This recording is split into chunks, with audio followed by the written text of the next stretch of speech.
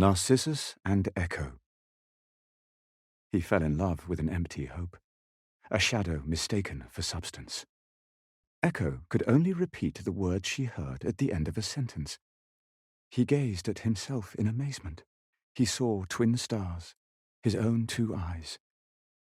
"Is anyone there?" he said. "One there," came Echo's answer. "Come here! Come here! We must come together! We must come together!" Nothing could drag him away from the place, not hunger for food, nor need for sleep.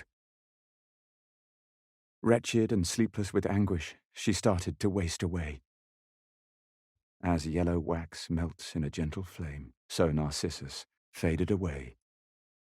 Nothing remained but voice and bones, then only voice. She survives in the sound of the echo. "Farewell, farewell," said Echo. The body, however, was not to be found.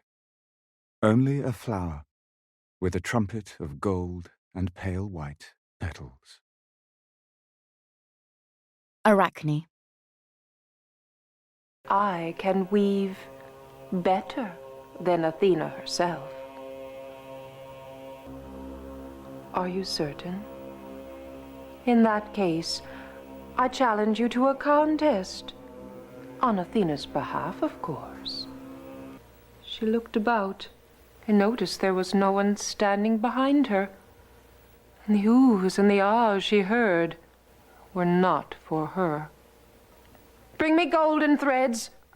Bring me silver threads!" She couldn't bear it.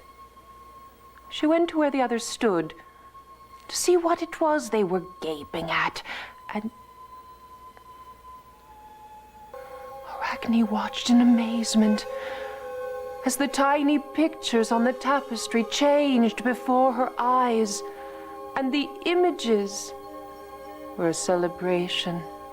That moment, Arachne realized that she had challenged the goddess Athena herself, and in the deepest humiliation, she hanged herself.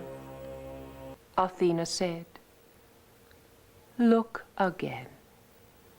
And there, where Arachne had hung on a long brown rope, was a small spider dangling on a silken thread.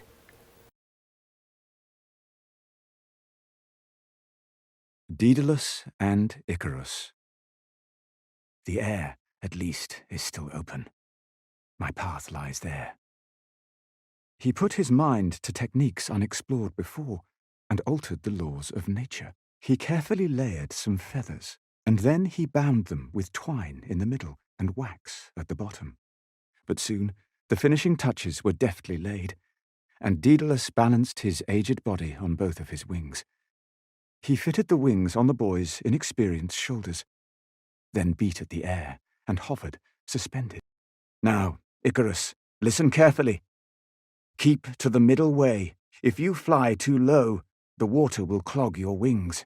If you fly too high, they'll be scorched by fire." When all this adventurous flying went to Icarus' head, he rose on his wings to float on the breezes. He'd fallen in love with the sky and soared up higher and higher. The scorching rays of the sun grew closer. The wax dissolved. Icarus flapped his naked arms, deprived of the wings which had caught the air that was buoying them upwards. But the boy and his shouting were drowned in the blue-green main, which is called the Icarian Sea. Daedalus cursed the skill of his hands and buried his dear son's corpse in a grave. The land where he lies is known as Icaria.